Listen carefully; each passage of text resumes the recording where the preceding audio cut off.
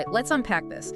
I want you to picture a scenario, and it's one that the source material where we're looking at today actually uses as its primary jumping off point. Right, it's a very relatable one. Oh, incredibly relatable. Yeah. So it's the end of a long day, you're sitting on your couch, and the room is it's completely silent. Yeah. Your phone, which usually, never stops buzzing with demands all day long, is just sitting there, quiet. Too quiet sometimes. Exactly. No messages, no calls. But meanwhile, your internal problems are feeling incredibly heavy. Your mind is stuck on this loop, replaying every single worry, every stressor, maybe an awkward interaction. Or looming deadline. Yes, a deadline you've been trying to ignore all day. The text targets this very specific, very modern feeling of total isolation, and that brings us to the mission of today's deep dive. Because that heavy silence, it is a profoundly universal human experience. Yeah. Evolutionarily speaking, our brains are actually wired to perceive isolation as a threat. Which explains the panic. Right. It's why that specific quietness can trigger such a strong anxiety response in you. And today, we're going to explore a piece of inspirational text that attempts to tackle that exact psychological and spiritual moment. We have a source document here titled 6 Ways to Encourage Yourself Using the Words of Jesus. It's actually a segment from a daily motivational program called Unstoppable Morning. And our goal today is to examine how this text functions. We're looking at how it frames these historical words, not just as, ancient quotes. That's just history on a page. Exactly. But as a specific tool set designed for when you are feeling utterly alone. And the crucial paradigm shift presented in this text is really its focus on application. Yeah, how you use it. Right. The core premise the author puts forward is that the words spoken by Jesus thousands of years ago were never meant to just be recorded history locked away somewhere. The source material argues that they're meant to be utilized as an active, living strength for your spirit. It presents them as a mechanism for internal fortitude when your baseline emotion reserves are just completely depleted. So we're going to set the stage by examining the 6 specific pillars of self-encouragement that are outlined in the document. We'll look at how the text positions them as practical, psychological, and spiritual frameworks. Because the overarching argument the source makes is that sometimes the encouragement you need isn't going to come from external validation. Like a ping on your phone. Exactly. It suggests the encouragement has to be actively manufactured from within using these 6 methods. Let's look at the first 2 pillars, which center around the concepts of presence and finding an internal gift of peace. The text begins by confronting that feeling of isolation head-on, leveraging a historical promise to alter your immediate perspective. The very first point the source makes uses a quote from the book of Matthew, chapter 28, verse 20. "Surely I am with you always, even to the end of the age." And the text uses this to directly combat that quiet phone feeling we talked about. It instructs the reader to interpret this as an assurance that they are never facing their struggles in a vacuum. Even when the environment is silent. Right. Even when the solutions to their problems haven't materialized at all. What's fascinating here is the text's deliberate shift in personal identity that it offers to you. How do you mean? Well, it asserts that God's presence doesn't evaporate simply because circumstances have become difficult. Psychologically speaking, when we hit hard times, our default cognitive distortion is to feel singled out. Like we're uniquely cursed or something. Exactly. But the key takeaway the text wants you to internalize is a shift from the identity of feeling abandoned to the identity of knowing you are accompanied. Accompanied, I like that. Think of it like walking through a dark, unfamiliar forest. Okay. If you're walking through that forest entirely by yourself, every snapping twig is a threat. It's a terrifying experience. Yeah, your adrenaline is spiking. Right.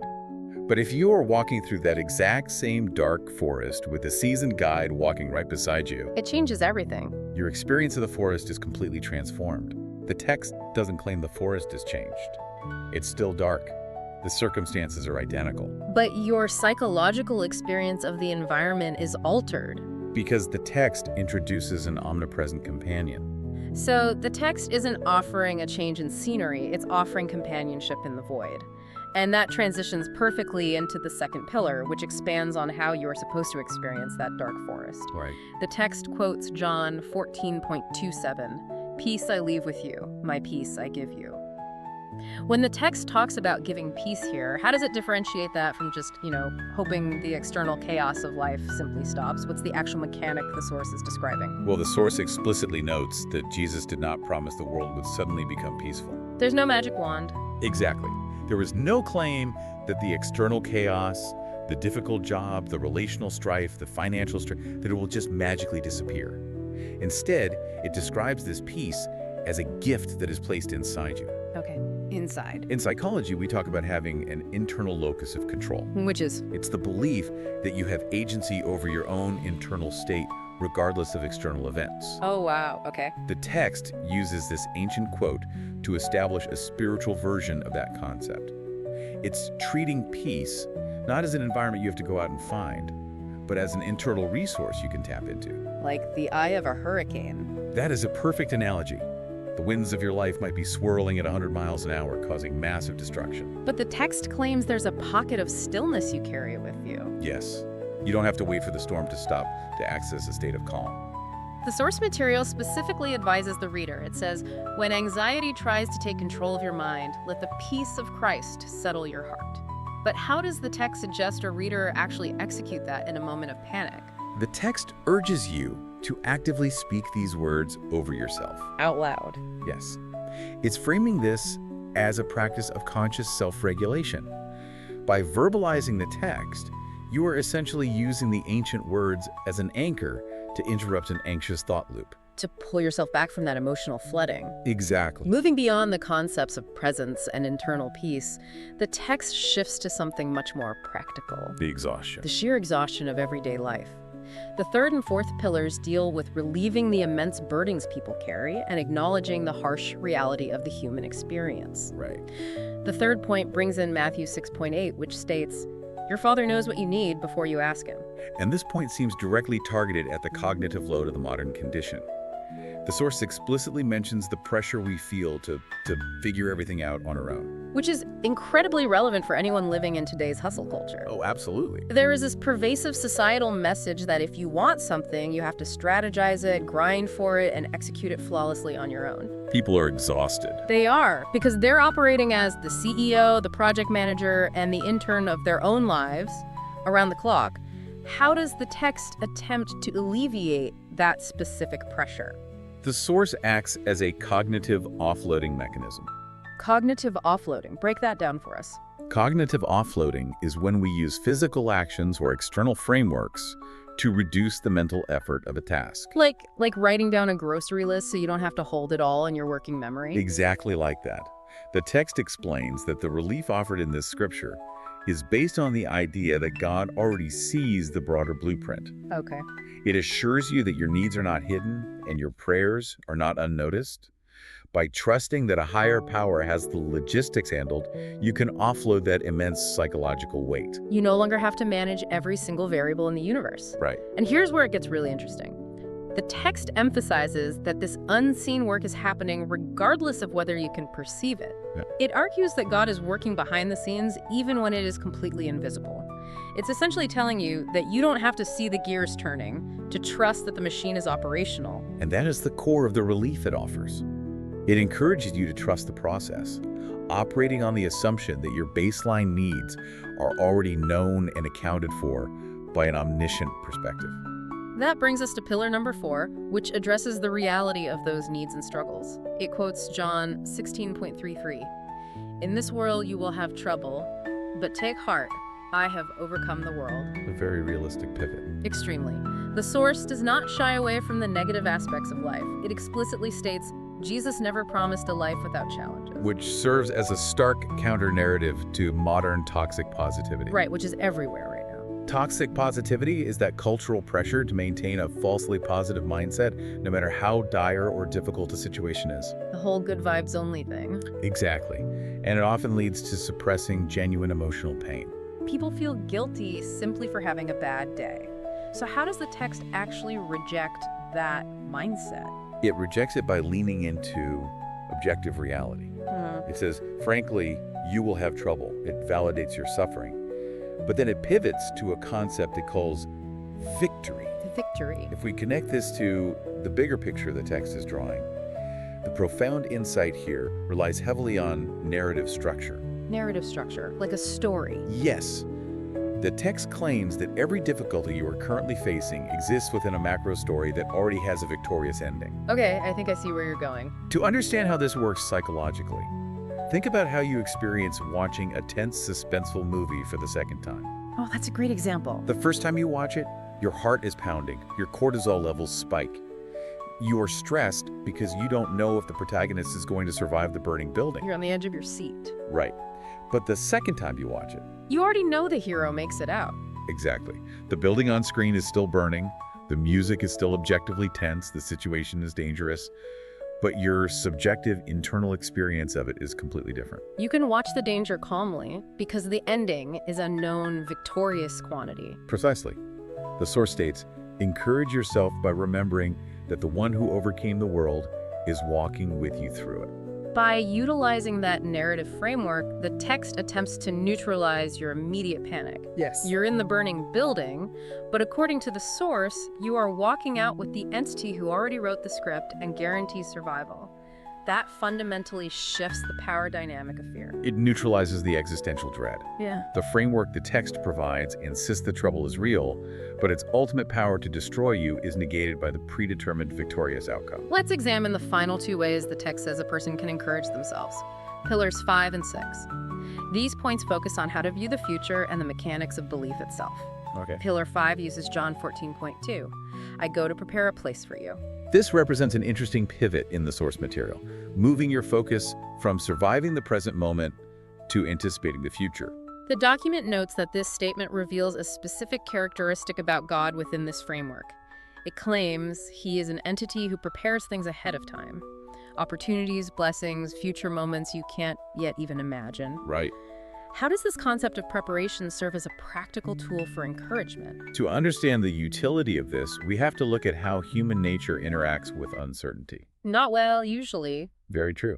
When the future is a blank wall, the human brain tends to project its worst fears onto it. We imagine failure, catastrophic loss, or prolonged loneliness. Just spiraling. It's a defense mechanism to prepare for the worst. The source utilizes this scripture to challenge you to project a different promise onto that blank wall. Okay. Think of an advance team for a major political event or a massive concert. Like the roadies. Yeah, the roadies or the Secret Service.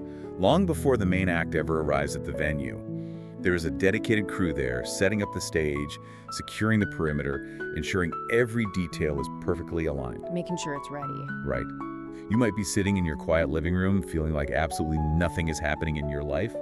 But the text suggests there is an unseen advance team preparing specific, purposeful things for you just over the horizon. By framing the unseen future not as an empty void of chaos, but as a carefully prepared place, the text attempts to change your emotional baseline from dread to anticipation. Which naturally leads into the sixth and final pillar. Right, which addresses how you are supposed to interact with these concepts. It references Mark 9.23. Everything is possible for one who believes. In this section, the text offers a highly grounded definition of faith. Grounded in what way? It explicitly states that having faith does not mean pretending your problems do not exist. Again, it steers clear of demanding delusional optimism. It's not asking you to close your eyes and chant everything is fine while your life falls apart. No, not at all. Instead, the text defines faith as a deliberate focal point, trusting that God is greater than those identified problems. Got it. But the most practical aspect of this final pillar is its realistic expectation of your capacity. It states that even a small spark of belief can change how you walk through difficulty. It doesn't demand that you summon a perfect, unwavering, monumental level of certainty. No, the text explicitly says God can work with faith even when it's still growing. It sets a very accessible baseline. It really does. It's similar to surviving in the wilderness. You don't need a raging 20-foot bonfire to start getting warm or to signal for help. You just need a spark. If you just have a tiny glowing ember, small spark of belief, That is a sufficient starting point. The text places agency back in your hands by stating, encourage yourself by choosing faith over despair. it presents belief not as a magical feeling that washes over you passively, but as a deliberate, active choice you make to blow on that tiny spark. Rather than extinguishing it with despair. Yes. So what does this all mean? We have examined the source material's 6 pillars, from the identity shift of being accompanied to tapping into an internal locus of peace, offloading cognitive burdens, utilizing a victorious narrative structure, projecting anticipation onto the future, and actively choosing a small spark of faith. That's the complete framework. How does the author synthesize all of this in the conclusion? The text moves into a final synthesis that heavily emphasizes the autonomy of the individual.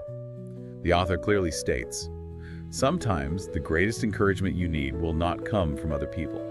It will come from the words you choose to remember." The text seems to acknowledge that you cannot control your external environment.